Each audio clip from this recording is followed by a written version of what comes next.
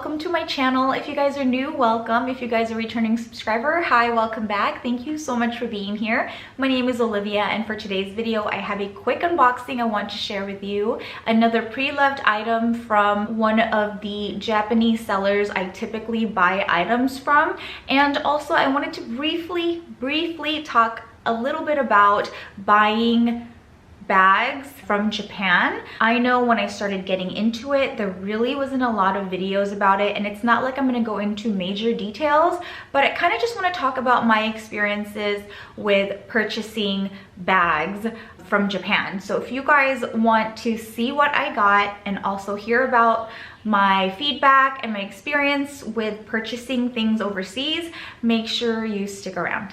Before we begin, I would just like to invite you to subscribe to my channel. I make videos on anything and everything luxury designer bags. That is what I love. So if you guys are obsessed with luxury designer bags like I am, make sure you subscribe, hit that notification bell, and without further ado, let's get to this unboxing.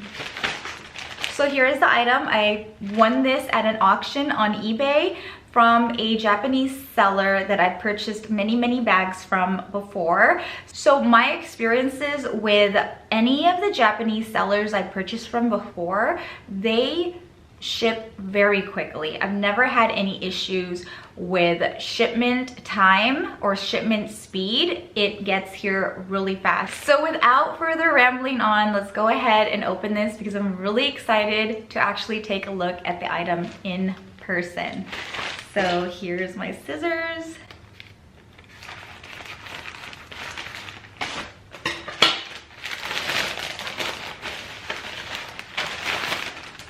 Can you guys tell what it is?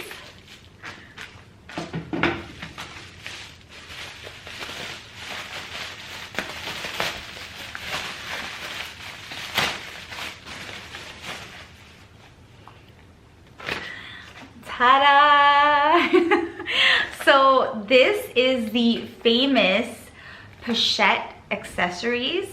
I already have one in my collection, but I wanted to get a pre-loved one because I kind of wanted to give my Pochette accessories a break. I do use it a lot, and I kind of just want something that's already like used that I could just throw around in my bag and not really care about it. So for me, buying vintage and pre-loved items really gives me that flexibility and freedom to like be carefree, which is why I love buying pre-loved items. And so that is the reason why I purchased this one.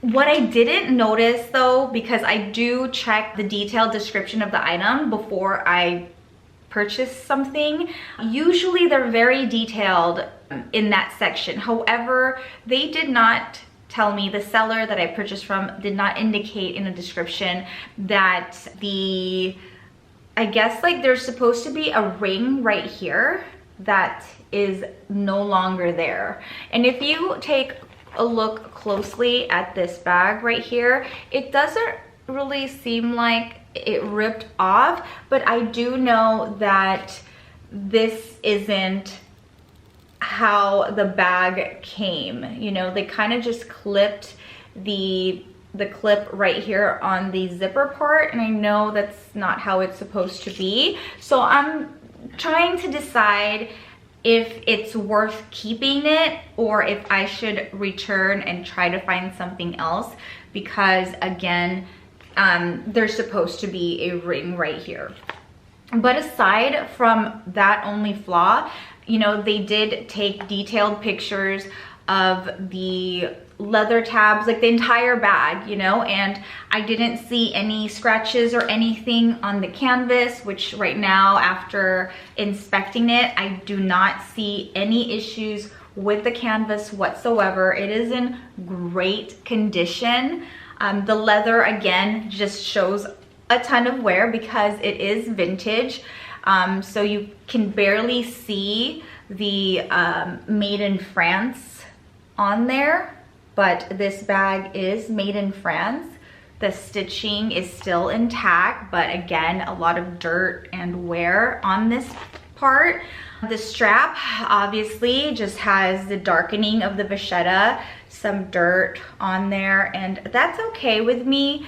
I will definitely be cleaning this bag thoroughly if I decide to keep it. Again, the thing that really bothers me is the fact that the ring right here where this clasp is supposed to attach is missing. So I really have to think and decide if that's a deal breaker.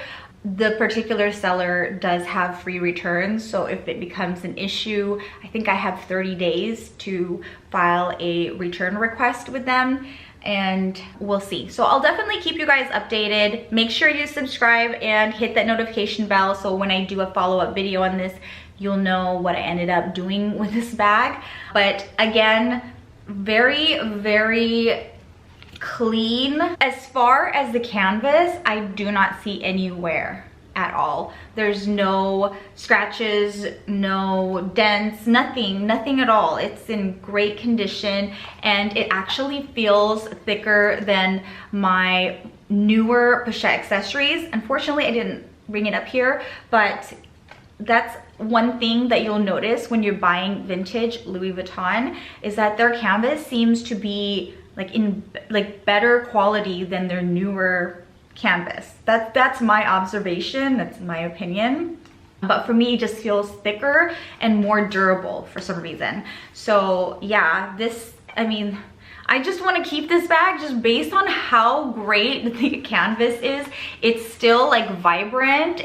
The monogram hasn't faded. That's one thing that I do appreciate about this particular bag is that the canvas is still vibrant, so it's absolutely beautiful. The zipper is not as smooth as I would like. Should I get stuck? Can you hear that? It's not as smooth, but I mean, I really don't mind. And the interior is super clean. I don't know if you guys can see that right there. The date code reads AR0916 right here. I don't know if you guys can see that. And I will put somewhere on the screen the month and year of when this bag was produced, but I already know that this bag is made in France. I love this bag. I'm going to take this to the Louis Vuitton store to see if they can do anything about the ring right here and get a quote on how much it will cost to get the leather parts replaced. One difference that you will notice with the vintage pochette accessories versus the newer version is that in the inside they have no side pocket. The new version does have a side pocket here. It's just, you know, big enough to put like cards or cash or something. I do have that video up somewhere in my channel. If I figure out how to link it in the cards above or something, I'll do that. But if not, just go into like my videos and I do have my review on my pochette accessories. But the newer version does have a side pocket inside. Another difference between the older version and the newer version is the little strap that it comes with. The older version has a shorter detachable strap versus the newer version is a little bit longer and I believe a little bit thicker. I think I'll do a follow-up video and kind of show you guys vintage versus new, and I'm sure there's a lot of videos out on YouTube as well that would compare the two, but I'd like to actually make that as well. So that video will be coming up soon. That's basically the only difference that I have been made aware of between the older version and the new version. I'm in love with this bag. I kind of just want to keep it and not return it just because it is in really good condition, I think, aside from that little part right there. So overall, I'm happy with it. That is basically just my reveal portion of this video, just kind of showing you guys what I added to my collection, another vintage bag. So let me show you guys some quick mod shots of this bag. I am 5'2½", and this is how the bag would fall on my frame. You can wear this bag as a shoulder bag over your shoulder like this. With the shorter strap, you can see that it is very close to my armpits, but it is still pretty comfortable to wear like this. You can wear this as a little clutch, I guess, this way. You can also just remove the strap altogether and just carry it as a clutch. Or you can remove the strap altogether and use this as a catch-all in one of your bigger bags. That is the reason why I purchased this one, because I wanted it as a catch-all in my Marc Jacobs tote bag that I recently purchased, and also I do have a video up on that unboxing, but I thought it'd be really cute to carry this around when I do have my Marc Jacobs, so that if I need to just grab something and go, I can just use this one. And again, I wanted to give my newer Pochette accessories a break because I do use it a lot, so that's why I ended up buying a pre-loved version of the Pochette accessories.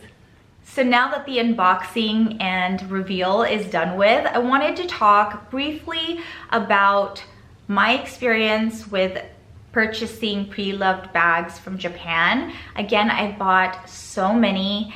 I guess what I can tell you guys is that you want to make sure that you're buying from a seller that has had a lot of reviews. A lot of these Japanese sellers have like 4.5 stars and up, and they've sold thousands of items, so you definitely want to make sure you take a look at their statistics, and if they have any negative reviews, I usually like to read up on that. From my experience, these sellers really do try to resolve any issues you have, so be open and communicate with them if you have any concerns. They are also very responsive, so if you click on contact seller, if you have additional questions about the item, they are really responsive and will get back to you. I have asked them about the customs and duties. They refer me to check my customs and duties, you know, from my country. So not a lot of help there,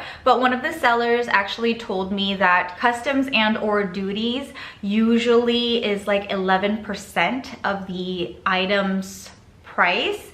So keep that in mind because that is fairly true. I've only had to pay for customs and duties twice ever, and based on those purchases, I found that anything over $800, and this is for US, okay, because I am located in San Diego. So for US, anything over $800, you will end up paying customs or duties for them.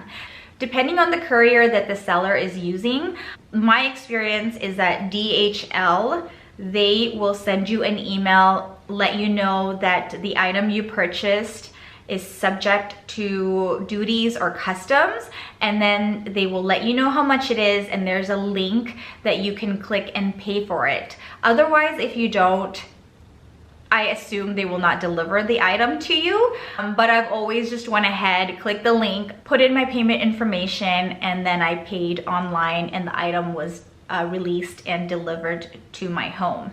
For that particular example with DHL, I actually purchased this really cute mini Noe bag from Japan, from a Japanese seller, and the item was over $800. I think it was like $860 in total. These Japanese sellers are legit. They will always declare the correct value for the goods that they are selling to you. So for this bag, the amount that I paid was $80, I think. A separate experience I had was when I purchased my Neverfull MM. It was like the Tahitian print one. I do have the unboxing for that as well in my channel, so if you guys are interested, check it out. So that particular bag, I purchased it from a different seller and they used FedEx. So for FedEx, it was a little different because they delivered it, no issues. I thought I got away with having to pay customs because the item was well over $800, and I didn't get any notifications, any emails from FedEx, and he just delivered it to my house. So I was like, okay, wow, I got away with it and have to pay for it. That's cool. Well, I got a letter in the mail, which was basically a statement or a bill from FedEx stating that I owed them money because I guess FedEx paid for my customs up front, and then they went ahead and billed me for that. And the thing that I didn't like about that is when I was reviewing the charges, it showed what my customs charge was, but they also charged me an extra amount on top of that as a fee for them paying it up front. I wish they would have given me the option to pay for it then, like DHL, because then I don't have to pay, you know, the extra amount through FedEx. So those are the two different scenarios that I've had, you know, had to go through with purchasing things from Japan. So for me, my general rule, just for myself, is I try to avoid purchasing items that's going to go over $800.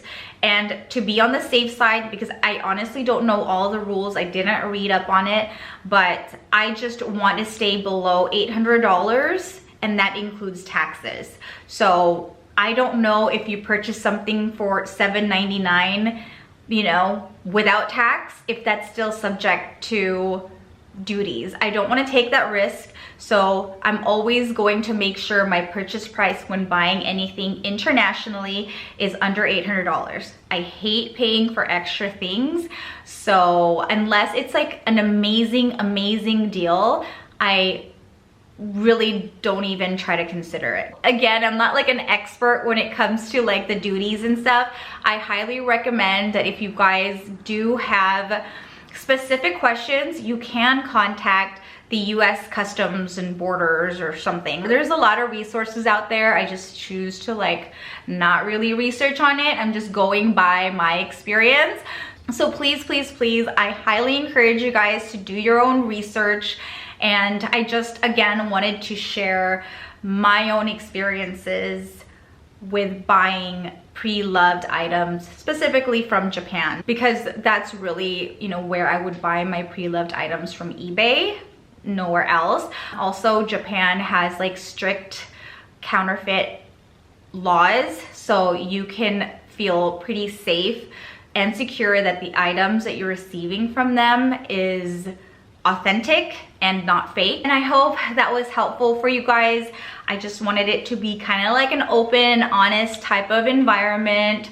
If you guys have any questions, make sure you comment down below. But again, if you have any specific questions, please do your own research. A lot of resources on the internet, and just go to the Customs and Borders. They also have customer service that you can call and ask your specific questions, okay? So that is it for today's video. I really hope you guys enjoyed it. If you did, make sure you give it a big thumbs up. Don't forget to subscribe and hit the notification bell if you want to see more. And if you have any questions or comments, or if you just want to say hi, leave them down in the comment section below. I would love to hear from you.